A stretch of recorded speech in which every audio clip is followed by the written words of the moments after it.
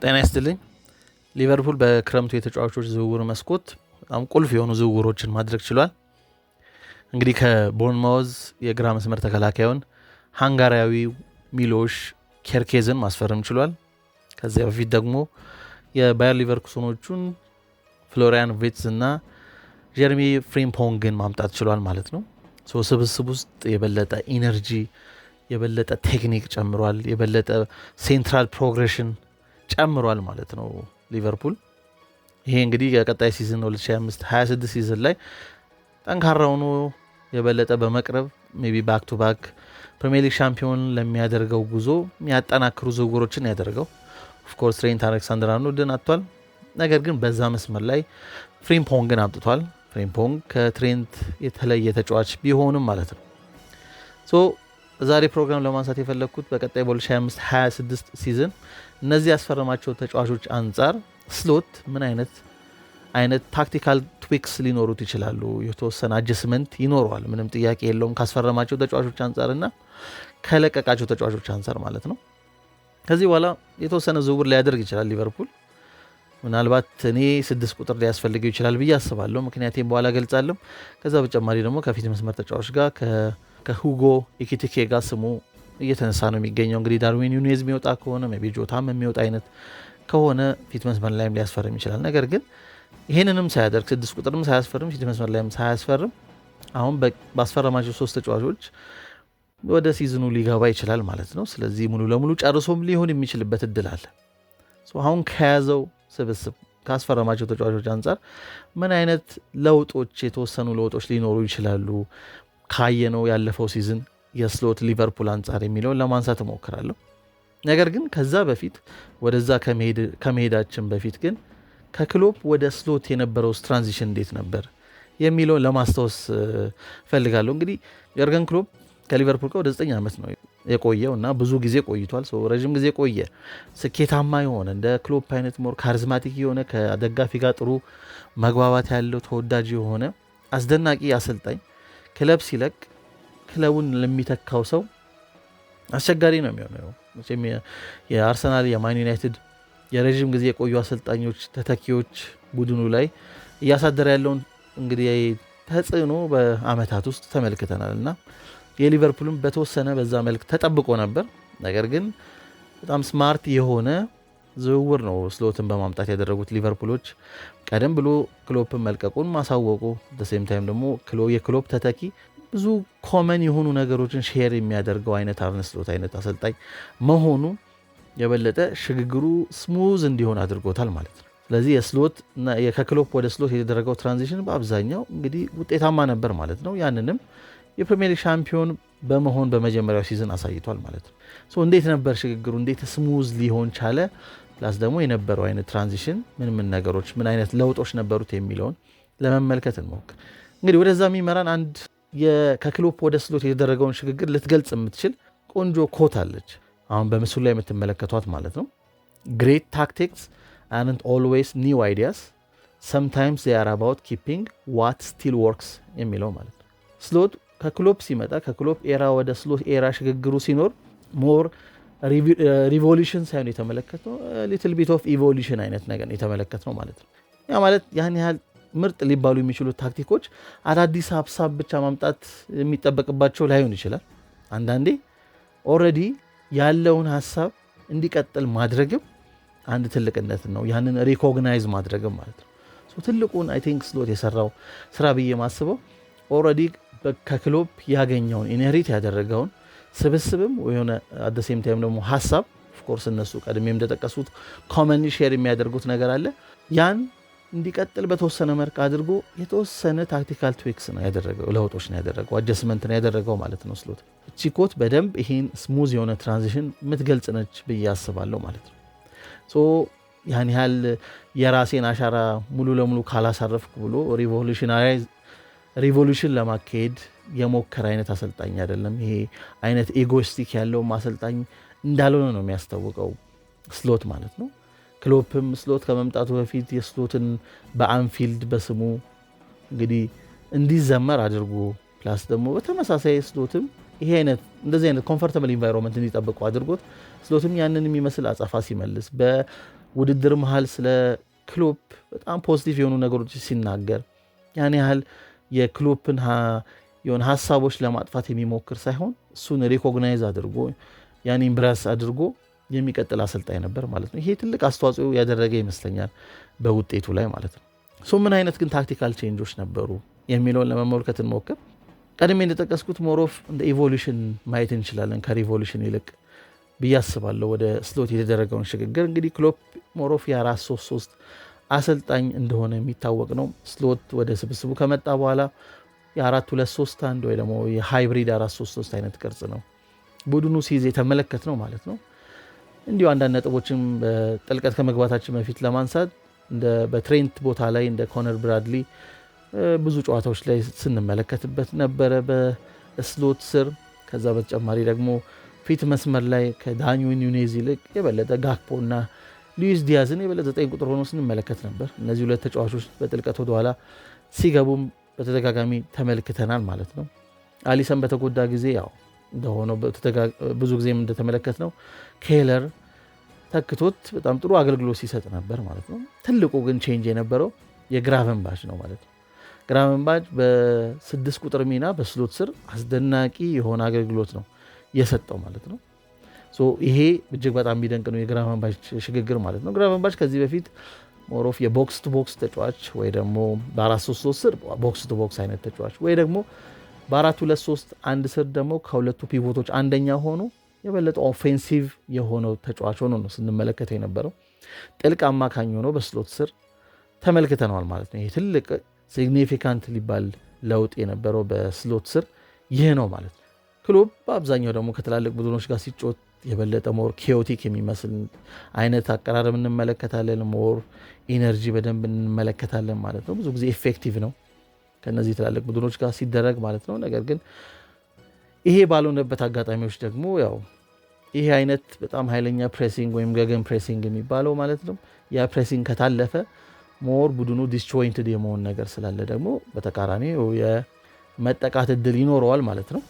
ከዛ ባለፈ ሞር ክሎፕ ላይ አንድ የምንመለከተው ነገር በተለይ የመጀመሪያዎቹ ጊዜያቶች ላይ ቲያጎ አልካንትራ ከመምጣቱ በፊት በተለይ የነበረው ጊዜያቶች ላይ መሀል ሜዳው ሞር ኤነርጀቲክ የሆኑ ተጫዋቾች ነው የምንመለከተው።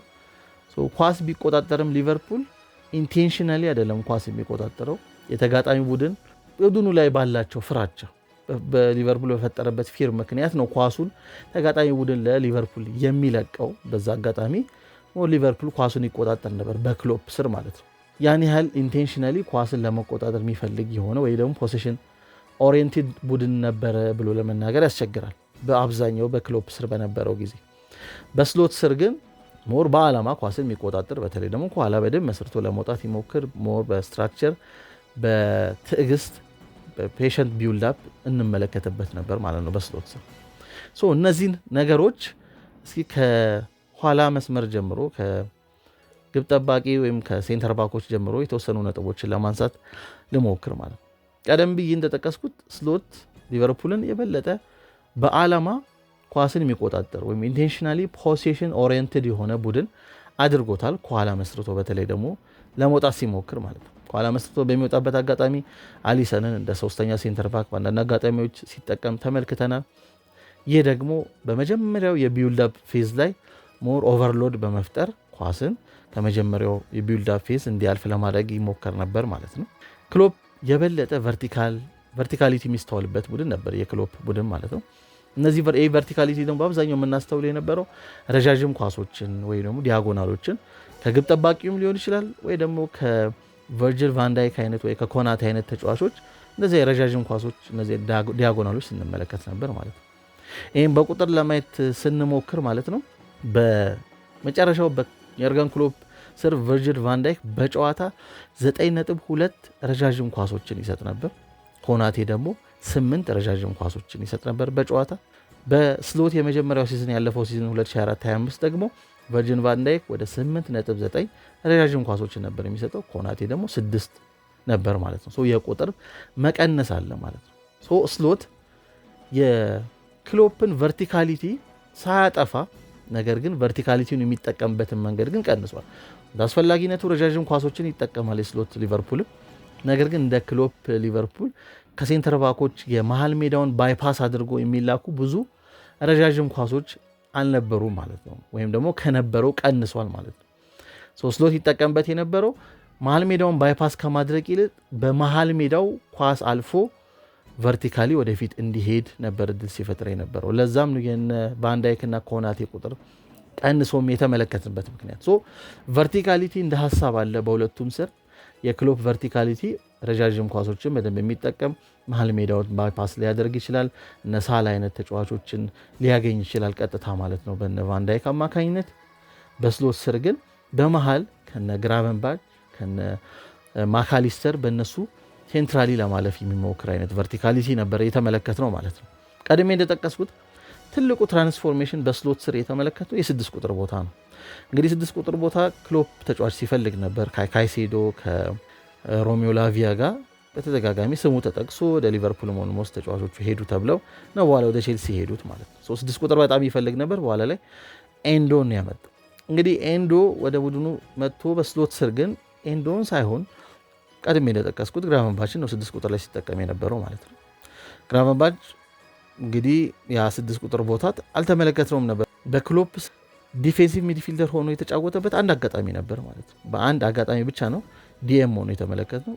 በ38 አጋጣሚዎች ሞሮፍ የሴንትራል ሚድፊልደር ሆኖ ነበር የተመለከትነው በክሎፕ ስር ማለት ነው። ነገር ግን በስሎት ስር ግን ሁሉንም 44 ያደረጋቸውን ጨዋታዎች ባለፈው ሲዝን አዘ ዲፌንሲቭ ሚድፊልደር ሆኖ የተመለከተው እንደ 6 ቁጥር ሆኖ ማለት ነው።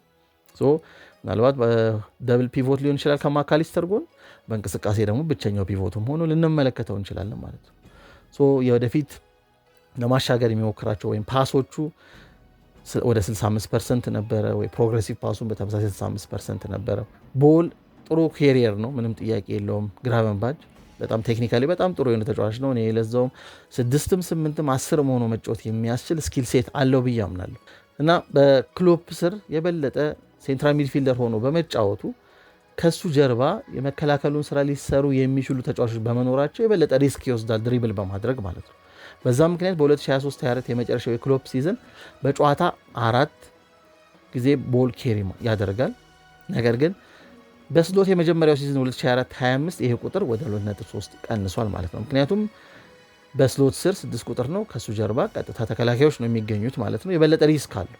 ስለዚህ ከዛ ሪስክ አንጻር ያን ያህል ሪስክ ላለመውሰድ የቦል ኬሪ የሚያደርግበት መንገድ ቀንሷል ማለት ነው። አብዛኛው ፓስ ለማድረግ ይሞክራል። አንደኛው ትራንስፎርሜሽን ትልቁ ትራንስፎርሜሽን የነበረው ግራቨንበርችን የነበረው 6 ቁጥር ላይ ነው ማለት ነው። ሌላኛው መሀል ሜዳ ላይ የምናገኘው የማካሊስተር ነው ማለት ነው። ማካሊስተር እንደ ሰከንድ ፒቮት ሆኖ እንመለከተዋለን። ዋናና አጋጣሚ ደግሞ ግራቨንበርች ብቸኛው 6 ቁጥር በሚሆንበት ጊዜ የበለጠ ወደ ፊት ጠጋ ብሎ እንደ አታኪ ሚድፊልደር ሆኖ እንመለከተዋለን፣ በግራ ሃፍ ስፔስ በኩል ማለት ነው።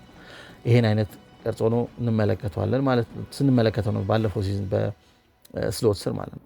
በተከላካይ ቦታ ደግሞ ስንመለከት ወደ ኋላ መስመር ላይ የግራና የቀኝ ፉል ባኮች ስንመለከት ለምሳሌ ሮበርትሰን በመጀመሪያው የክሎፕ ጊዜ የበለጠ ወደፊት የሚሄድ ሞር ኦቨርላፕ የሚያደርግ ኳሶችን ክሮስ የሚያደርግ አይነት ተጫዋች ነበር። ግን በጊዜ ሂደት ወደፊት ከመሄድ ይልቅ የበለጠ ወደ ጥልቀት ወደ ኋላ ቀርቶ የኳሶችን ከኋላ ኢኒሺየት የሚያደርግ አይነት ተጫዋች ወይ ፖሴሽን ሞር ሪሳይክል እንዲያደርግ የሚያደርግ አይነት ተጫዋች ሞር ኮንዘርቫቲቭ የሆነ ተጫዋች እንዲሆን የተደረገው ማለት ነው በጊዜ ሂደት። በአብዛኛው በኳሶች የመጨረሻ የሚገኘው ሮበርትሰን የመጀመሪያ ኳሱን በመጀመሪያ ላይ ኢኒሺየት የሚያደርገው አይነት ተጫዋች ሆኗል ማለት ነው ከጥልቀት የሚነሳው። ይሄ በሚሆንበት ጊዜ በቀኝ ፉልባክ በኩል ያለው ደግሞ ትሬንት ኦር ኢንቨርት የሚያደርግ ሆኗል በክሎፕ ስር። በተመሳሳይ በስሎት ስርም ያው ይሄን ኢንቨርሽን ተመልክተናል ማለት ነው። በክሎፕ ስር ኢንቨርት በሚያደርግበት ጊዜ የዛን የቀኝ ቦታ በኮናቴ አማካኝነት ዲፌንሲቭ ሪስፖንሲቢሊቲውን ከቨር ለማድረግ ሲሞከር ነበር ማለት ነው። በስሎት ስር ደግሞ የበለጠ ወደ መሀል ኢንቨርት ሲያደርግ እንደ ሃይብሪድ ራይት ባክ ሚድፊልደር እንደ ሃይብሪድ ራይት ባክ ሚድፊልደር ፕሌይ ሜከር አይነት ሚና ሲኖረው ነው የተመለከተው። ያ ማለት ከግራቨንበርች ፊት ለፊት ድረስ ይሄድ ነበር ማለት ነው። የበለጠ ወደ ተጋጣሚ ቡድን ቦክስ ጠጋ ያለው የቀኝ ሃፍ ስፔስ ላይ ቦታ ላይ ስንመለከተው ነበር። በአንዳንድ አጋጣሚዎች ደግሞ ከግራቨንበርች ጎን ሆኖ እንደ አንደኛው ፒቮት ሆኖ እንመለከተዋለን ማለት ነው። እንደዚህ አይነት ሚና ነበረው ማለት ነው ትሬንት አሌክሳንደር-አርኖልድ ባለፈው ሲዝን በስሎት ስር። በክሎፕ ስር የበለጠ ኢንቨርት ቢያደርግም እንደ ሁለተኛው ፒቮት ሆኖ ከአንደኛው ፒቮት ጎን ሆኖ ነው በአብዛኛው ስንመለከተው የነበረው ከጥልቀት ኳሶችን ለማሻገር ሲሞክር። ይህም ቦታ በተመሳሳይ ስሎት ስር ተመልክተነዋል። ከዛም ግን ሞር አድቫንስድ ፖዚሽን ላይ ተመልክተነዋል ማለት ነው። ሞር ጥልቀት በሚሆንበት ጊዜ በስሎት ስር ማለት ነው ምን ይሆናል? የሊቨርፑል ተጫዋቾች በአብዛኛው ወደፊት ጠጋ ስለሚሉ ሞር ፊት ለፊት መስመር ላይ የሊቨርፑል ተጫዋቾች በብዛት ስለሚገኙ የተጋጣሚ ቡድን መሃል ሜዳ ተጫዋቾች የበለጠ ወደ ጥልቅ ድሮፕ እንዲያደርጉ ያስገድዳቸዋል ማለት ነው። ይሄ በሚያስገድባቸው ጊዜ ትሬንት ከፊት ለፊቱ በቂ ስፔስ ያገኛል። በዛ ስፔስ ምክንያት ብዙ ፓሶችን የበለጠ ፕሮግሬሲቭ ፓሶችን ወይ የፋይናል ሰርድ ፓሶችን ወይ ኪ ፓሶችን ለማድረግ እድል ይሰጠዋል ማለት ነው። በስሎት ስር የነበረውን ቁጥር ብንመለከት የመሃል ሜዳ ተጫዋቾችን ለምሳሌ ግራቨንባች የነበረው በጨዋታ ፕሮግሬሲቭ ፓሱ 5.2 ነበር፣ ፋይናል ሰርድ ፓሱ 4.3 ነበር፣ ኪ ፓሱ 0.7 ነበር በጨዋታ። ማካሊስተር ደግሞ ፕሮግሬሲቭ ፓሱ በጨዋታ 8.4 ነበር፣ ፋይናል ሰርድ ፓሱ 4.1 ነበር፣ ኪ ፓሱ ደግሞ 1.5 ነበር። ስቦዝ ላይ ደግሞ ፕሮግሬሲቭ ፓሱ 4.5 ነበር፣ ፋይናል ሰርድ ፓሱ 3.1 ነበር፣ ኪ ፓሱ 2 ነበር። የትሬንትን ስንመለከት ፕሮግሬሲቭ ፓሱ 8.5 ነበር፣ ከሁሉም ከፍተኛው ቁጥር ነው። ፋይናል ሰርድ ፓሱ 7.7 ነበር፣ ይህም ከሁሉም ከፍተኛው ቁጥር ነው። ኪ ፓስ ያደረገው ደግሞ 2 ነው ማለት ነው። ይህ ደግሞ ከ10 ቁጥር ሆኖ ሲጫወት ከነበረው ከስቦዝ ላይ ጋር እኩል ነው ማለት ነው። የበለጠ ኳሶችን በጥልቀት ሆኖ ወደፊት ፕሮግረስ እንዲያደርግ እድል ይፈጥርለት ነበር ማለት ነው። ትሬንት በዛ የጥልቅ 6 ቁጥር አንደኛው ከሁለቱ ፒቮቶች አንደኛው ሆኖ በእንቅስቃሴ በተመለከትንበት ጨዋታ ማለት ነው። ስለዚህ አንደኛው በክሎፕ ስር ይሄ ኢንቨርሽን ቢኖርም የበለጠ ደግሞ ተደጋጋሚ ተመልክተነዋል ማለት ነው። ሞር አድቫንስድ ሆኖ በጥልቀትም ሆኖ ማለት ነው። አንደኛው የሚጠቀስ ነገር ይሄ ነው ማለት ነው። ሌላኛው ወደ ፊት መስመር ካሉ ተጫዋቾች አንጻር ስንመለከት እንግዲህ የፕሪሚየር ሊጉ ኮከብ ጎል አግቢ ሆኖ የጨረሰውና አስደናቂ የሲዝን ያሳለፈው መሐመድ ሳላ ደግሞ እንግዲህ ፊት መስመር ላይ ሁለት ነገሮችን ሊያደርግ ይሞክር ነበር። አንድ ዋይድ የሚገኙትን የተጋጣሚ ቡድን የመስመር ተከላካዮችን 1v1 ለማሸነፍ ሊሞክር ይችላል፣ ወይ ደግሞ ዋናና አጋጣሚዎች ደግሞ ወደ ጥልቀት ሰብሮ ለመግባት ይሞክራል ማለት ነው። በዚህ ሁኔታ ትሬንት ሁልጊዜ እንግዲህ ኢንቨርት አድርጎ አልቆየም ሙሉ ሲዝን ማለት ነው። ዋናና አጋጣሚዎች ተመልሶ ኢንቨርት ያደረገው ሪቨርት ያደረግና ዊድዝ ፕሮቫይድ ያደርጋል ማለት ነው።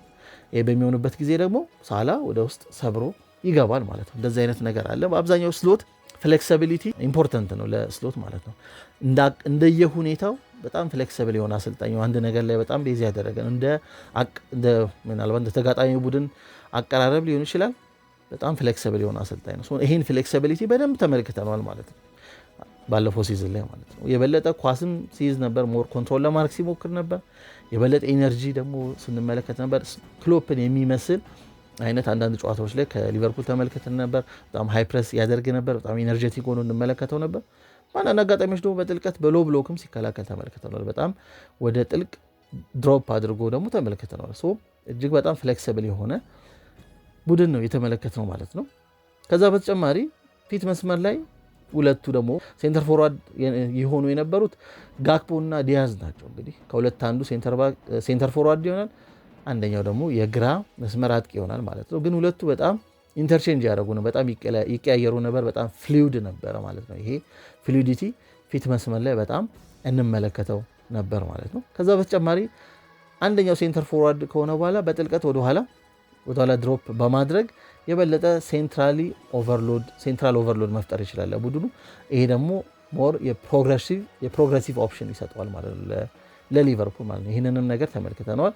መሀል ላይ ደግሞ ሞር ድሮፕ በሚያደርግበት ጊዜ የበለጠ አፕሮክሲሚቲ እንመለከታለን በሊቨርፑል መሀል ሜዳ ላይ ባሉ ተጫዋቾች ማለት ነው። በመቀራረብ ማለት ነው ክሎዝ የሆነ ኮኔክሽን ተመልክተናል በተጫዋቾቹ መሀል ኳስን ሰርኩሌት ለማድረግ ኳስን ተቀባብለው ደግሞ ለማለፍ ሲሞከር የተመለከትበት ማለት ነው።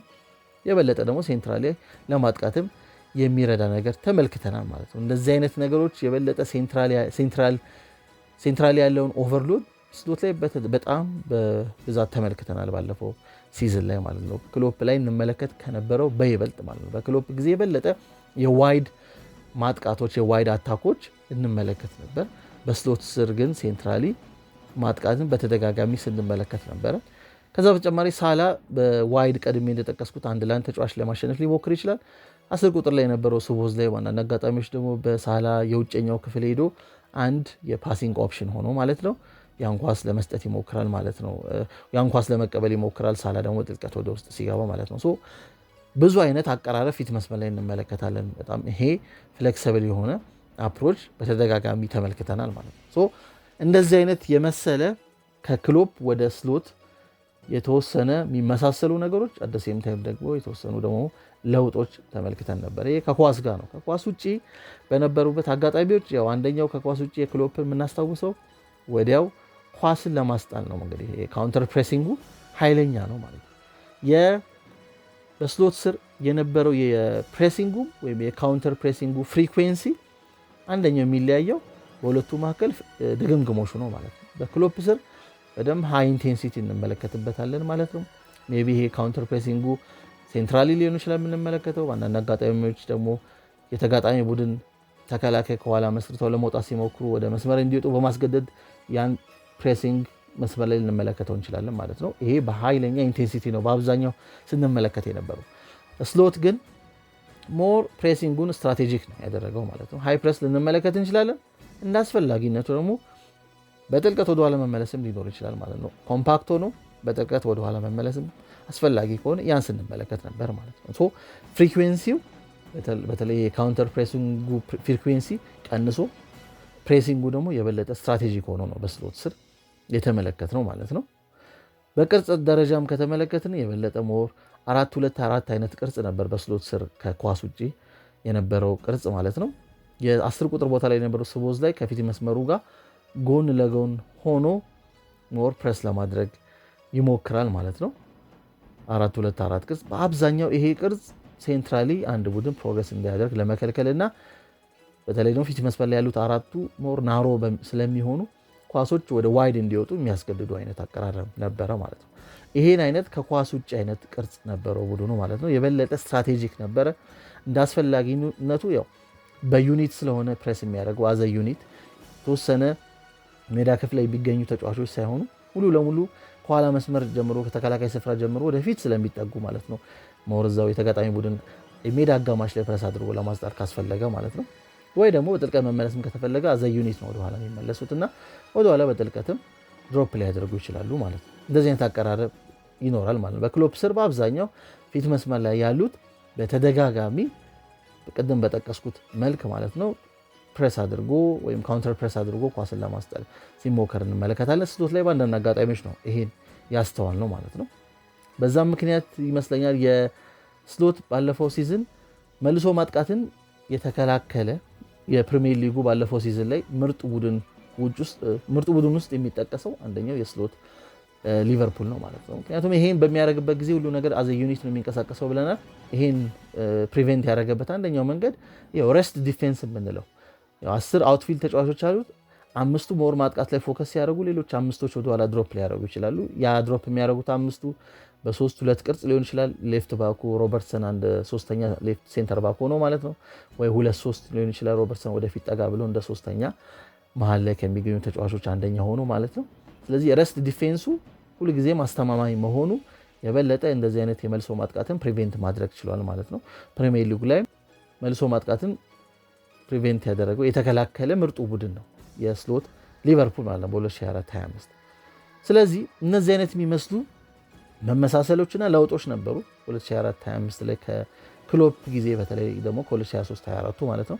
ቀጣይ 2025-26 ላይስ ምን አዲሽኖች አሉ፣ ምን ጭማሪዎች አሉ፣ ምን አይነት ትንሽ ለውጦች ሊኖሩ ይችላሉ የሚለውን ለማንሳት 2025-26 ላይ አንደኛ ግብ ጠባቂ የካቫሌንሺያ ቀድሞ ያስፈረሙት ግብ ጠባቂ አለ። ጆርጂ ማማራሽ ዳቪሊ አለ።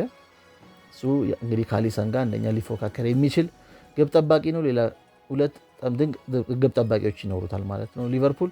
ሌሎቹ እንግዲህ አውትፊልድ ተጫዋቾች ያስፈረሙት ቀድሜ የጠቀስኳቸው ኬርኬዝ አለ ግራ መስመር ላይ። ከኬርኬዝ በተጨማሪ ሮበርትሰን እና ሲሚካስ አሉ።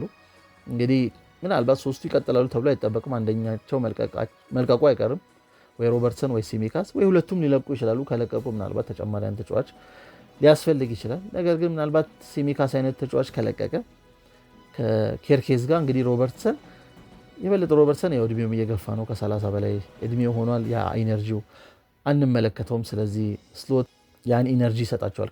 ኬርኬዝ ሞር ኦቨርላፕ የሚያደርግ አይነት የግራ መስመር ፉልባክ ነው ማለት ነው። ከኳስ ውጭ በጣም አስደናቂ ነው። ወርክ ሬቱ በጣም ድንቅ ነው። ማጥቃቱ ላይ ብቻ ግን ሳይሆን ኬርኬዝ አንድ የሚደነቀው 1v1 ዲፌንዲንግ ላይ በጣም ጥሩ ነው። ስለዚህ ደንበኛ የግራ መስመር ተከላካይ መሆን ይችላል ማለት ነው። ቢኮዝ 1v1 በጣም መከላከል ስለሚችል ማለት ነው።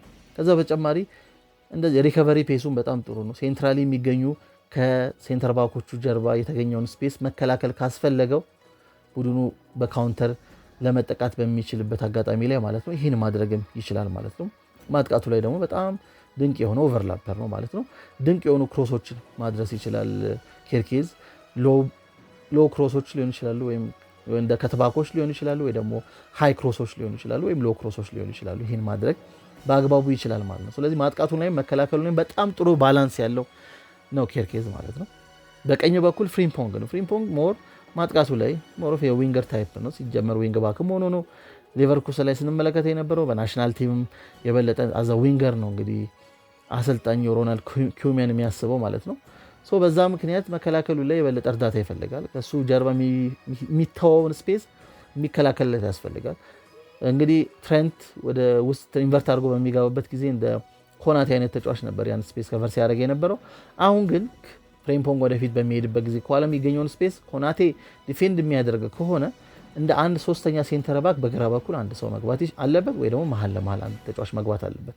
በዚህ ጊዜ ነው እንግዲህ 6 ቁጥር የሚያስፈልግበት ጊዜ የሚመጣው ማለት ነው። 6 ቁጥሩ እንደ ሶስተኛ ሴንተር ባክ በተለይ ቡድኑ ከኋላ መስርቶ ለመውጣት በሚሞክርበት ጊዜ የበለጠ ሃይን ዋይድ ሊሆን ስለሚችል ፍሪምፖንግ አንድ ሶስተኛ ሴንተር ባክ ሆኖ ወደኋላ ድሮፕ ማድረግ ይጠበቅበታል። ይሄን ደግሞ እንደ ግራቨንባች አይነት ተጫዋች አይደለም ይሄን ሊያደርግ የሚችለው። ግራቨንባች የበለጠ ኢፌክቲቭ የሚሆነው ኦፍኮርስ በጣም ጥሩ ኢንተርሴፕተር ነው። ምናልባት ባለፈው ሲዝን ላይ ብዙ ኢንተርሴፕት ካደረጉ ምናልባት ቶፕ 3 ብንፈልግ ልናገኘው እንችላለን በፕሪሚየር ሊጉ ብዙ ኢንተርሴፕት ካደረጉ ተጫዋቾች። ነገር ግን ወደኋላ በደንብ ድሮፕ አድርጎ እንደ ሶስተኛ ሴንተር ባክ ሆኖ የመጫወቱ ነገር እርግጠኛ መሆን ይከብዳል። የበለጠ ተጫዋቹ ሞር አድቫንስድ ወደፊት ሲሄድ የለመደ አይነት ተጫዋች ነው። ባለፈው ሲዝን በአስደናቂ ሁኔታ እንግዲህ 6 ቁጥር ሆኖ የተመለከተው ከሱ ይልቅ የበለጠ ዲፌንሲቭሊ ከኋላ ድሮፕ ሲያደርግ ሞር ሶሊዲቲ ሊፈጥር የሚችል አዝ የሴንተር ባክ የተወሰነ ባህሪ የሚስተዋልበት አይነት 6 ቁጥር ሊያስፈልገው ይችላል ማለት ነው። እንደዚህ አይነት ተጫዋች ሜይ ቢ ሊያስፈልግ ይችላል በቂ ዲፌንሲቭ ከቨር እንዲኖረው ፍሪምፖንግ ወደፊት በሚሄድበት ጊዜ። ወይ ደግሞ ሌላኛው አማራጭ ፍሪምፖንግ የበለጠ ሃይን ዋይድ ሲሆን እንደ ኬርኬዝ አይነት ተጫዋች መቅረት ይኖርበታል። አሲሜትሪካል መሆን አለበት ማለት ነው። ሶስተኛ ሌፍት ሴንተር ባክ ላይ መኖር አለበት ማለት ነው። እንደ ኬርኬዝ አይነት ተጫዋች ወይ ሮበርትሰን ከሆነ ይህን ማድረግ ይችላል። ይህን አይነት በሚመስል መልክ እየተጫወተም ስለሆነ ከላስት ሲዝን ላይም ተመሳሳይ ያን ኢነርጂ በፊት የምንመለከተውን አይነት ስለማናይበት ወደፊት ሞር አድቫንስ ፖዚሽን ላይም ስለማይሄድ አሁን እንደ በፊቱ እሱም መሆን ይችላል ማለት ነው። ነገር ግን ኬርኬዝና ፍሪምፖንግ በመጀመሪያ አሰላለፍ ውስጥ ከገቡ ምናልባት ኬርኬዝን እንደ ሶስተኛ ሴንተር ባክ ወደኋላ እንዲቀር ማድረግ ሊያስፈልግ ይችላል ማለት ነው። ይሄን አይነት ለውጥ ሊኖር ያስፈልጋል። ሁለቱም ግን ፉል ባኮች ሆነው የሚሰለፉት ኬርኬዝና ፍሪምፖንግ ከሆኑ እንደ አንድ 6 ቁጥር እንደ ሶስተኛ ሴንተር ባክ ድሮፕ ማድረግ ሊጠበቅበት ይችላል በቂ ዲፌንሲቭ ከቨር ለመስጠት ማለት ነው። አንደኛ የመልሶ ማጥቃትን ሊቨርፑል ባለፈው ሲዝን በመከላከል ምርጡ የሆነበት ምክንያት ሬስት ዲፌንሱ በጣም አስተማማኝ በመሆኑ ነው። ከማጥቃቱ የሚቀረው ዲፌንስ ማለት ነው። ያ እንዲሆን ደግሞ የፍሪምፖንግ በሚሄድበት ጊዜ የሚተወው ስፔስን የበለጠ ኮናቴ ጠጋ ብሎ ለመከላከል እንዲያስችለው አንድ 6 ቁጥር ወደኋላ ድሮፕ የሚያደርግበት እድል መፈጠር አለበት ማለት ነው። እንግዲህ ፍሪምፖንግ ዲፌንሲቭሊ ያው ድክመት ስላለ ነው ይሄ የተጠቀሰው ማለት ነው። ሌላኛው አስደናቂ ፊርማ የሆነው ፍሎሪያን ቪርትዝ ነው ማለት ነው። ፍሎሪያን ቪርትዝ እንግዲህ የሰራሁት ቪዲዮ አለ፣ ቪዲዮን ተመልከቱ። ስለ ፍሎሪያን ቪርትዝ አስደናቂ የሆነ ተጫዋች ነው።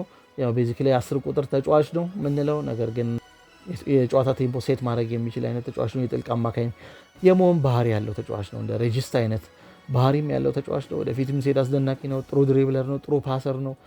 ግብ ማስቆጠርም ይችላል። አት ዘ ሴም ታይም በጣም አስደናቂ ተጫዋች ነው። ሙሉ የሆነ 10 ቁጥር ምናልባት የዘመኑ ተብሎ ቢጣቀስ አይ ቲንክ ፍሎሪያን ቪርትዝ ነው በግንባር ቀደምትነት መጠቀስ ያለበት ብዬ አስባለሁ።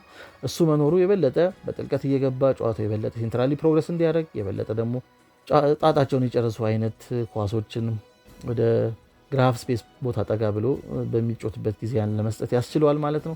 ግራፍ ስፔስ ላይ ላሲዝ ላይ የበለጠ ቡድን ወደፊት ሲሄድ እንመለከት የነበረው ማካሊስተር ዛ ቦታ ላይ ላንመለከተው እንችላለን። ያለፈው ሲዝ ላይ በተደጋጋሚ በተቃራኒው የቀኝ ሀፍ ስፔስ ላይ ነው ይችላል። ሶቦዝ ላይ ወደ ጠባባቂ ወንበር ሊወርድ ይችላል ማለት ነው። በዚህ ምክንያት ደግሞ እንደ አስተኛ 9 ቁጥር አድርጎ ለመጠቀም ከተፈለገ ማንን አጋጣሚዎች ያን ልንመለከት እንችላለን። እንግዲህ ስሎት ላሲዝ ላይ ሰርፕራይዝ እንዳደረጉ በግራቨንባች የሆነ ሰርፕራይዝ ሊኖርም ይችላል ማለት ነው። የተወሰነ ፊት መስመር ላይ ለውጦች ሊኖሩ ይችላሉ ማለት ነው። በፍሎሪያን ቪትስ ምክንያት ምንም ጥያቄ የለውም። ፍሎሪያን ቪትስ ያን ቦታ ኦን ማድረጉ አይቀርም አስደናቂ ተጫዋች በመሆኑ ምክንያት ማለት ነው። እጅግ በጣም የቡድኑ የበለጠ ሞር ኮንትሮሉ ላይም ትልቅ አገልግሎት መስጠት ይችላል። ቀድሜ እንደጠቀስኩት የጨዋታውን ቴምፖ ሴት ማድረግ ይችላል።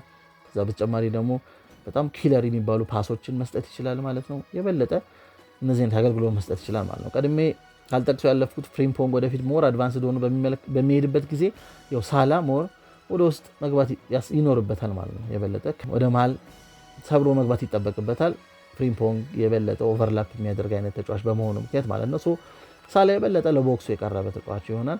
ከእድሜውም አንጻር እንግዲህ ግቦችን በደንብ ማስቆጠር እንደሚችል ባለፈውም ሲዝን በደንብ ተመልክተናል። የቦክሱ ቀረብ ካለ እንደ ፍሪምፖንግ አይነት ከመስመር ላይ ጥሩ ኳሶችን ሊቀንስ የሚችል እንደ ቪትዝ አይነት ደግሞ ሴንትራሊ በደንብ አስደናቂ ፓሶችን መስጠት የሚችል አይነት ተጫዋች በዙሪያው በኖሩ ቁጥር ደግሞ የግብ ዕድሉን የበለጠ ሊያሰፉለት ይችላሉ ማለት ነው። ይሄን አይነትም የሚመስል ቅርጽ ልንመለከት የምንችልበት እድል አለ። እነዚህ ሶስቱም ተጫዋቾች ደግሞ ከኳስ ውጭ አስደናቂ ወርክ ሬት ያላቸው ተጫዋቾች ናቸው ማለት ነው። ከዛ በተጨማሪ ያው ፊት መስመር ላይ ተጫዋች ሊያመጣ ይችል ይሆናል ወይ ደግሞ በዛው ከቀጠለ ያን ፊሉዲቲ ልንመለከተው እንችላለን። የበለጠ እንደነ ዲያዝ አይነት ተጫዋቾች ፊት መስመር ላይ የምንመለከት ከሆነ ደግሞ በጥልቀት ወደኋላ ድሮፕ አድርገው ይሄ ሴንትራል ኦቨርሎድ ባለፈው ሲዝን ላይ የተመለከትነው አይነት ልንመለከት እንችላለን። ሴንትራል ፕሮግሬሽን በደንብ ልንመለከት እንችላለን። የበለጠ ዛ ሴንትራል ፕሮግሬሽን ላይ ደግሞ ትልቅ ዋጋ ሊጨምር የሚችል አይነት እንደ ፍሎሪያን ቪትስ መጥቷል ማለት ነው። በፓሱም በድሪብሊንጎቹም ወደፊት መሄድ የሚችል አይነት ተጫዋች ነው። በጣም ኃይለኛ ድሪብለር ባይባልም በቂ የሆነ ድሪብል ማድረግ የሚችል አይነት ተጫዋች ነው። ሄቪ ድሪብለር አይደለም እንደነ ጀማል ሙሲያላ አይነት። ይሄ ድሪብሊንጉም አት ዘ ሴም ታይም ፓሱን በጥሩ ባላንስ የያዘ አይነት ተጫዋች ነው። ይሄ ሴንትራል ፕሮግሬሽኑ በደንብ መጨመር ይችላል ማለት ነው። ሊቨርፑል የበለጠ ኢነርጂ የበለጠ ቴክኒካል የሆነ ክላሪቲ አድቫንስድ ፖዚሽን ላይ የበለጠ ቴክኒካሊ ጥራትን የሚጨምሩ አይነት ፊርማዎች ናቸው ወደ ስብስቡ የቀላቀለው ማለት ነው። እንግዲህ እነዚህን የመሰሉ ነገሮች እንመለከት እንችላለን በቀጣዩ 2025-26 ብዬ አስባለሁ። እናንተስ ምን ታስባላችሁ? ምን አይነት ለውጦች ሊኖሩ ይችላል ብላችሁ ታስባላችሁ? ካለፈው የሊቨርፑል ሲዝን በቀጣይ 2025-26 እንግዲህ ባክ ቱ ባክ የማሸነፍ እድል ውስጥ ምን ያህል ነው ብላችሁ ታስባላችሁ? የሊቨርፑል አይነት ጠንካራ የተጫዋቾች ዝውውር ላይ የተሳተፈ ያለው ማንሲቲ ነው። ማንሲቲም የበለጠ የቡድን ግንባታ ነው የማንሲቲ። የሊቨርፑል ደግሞ ያለው ላይ የበለጠ የመጨመርና ሞር ዳይሜንሽኑን የማስፋት አይነት ነው እየተመለከትን ያለ ነው። ሀሳባችሁን በኮመንት መስጫው ላይ አድርሱኝ። ሰብስክራይብ፣ ላይክ፣ ሼር እያደረጋችሁ ሁልጊዜም ስለምታደምጡኝ ለምትሰጡኝ አስተያየት ሁሉ ከልብ አመሰግናለሁ። መልካም ጊዜ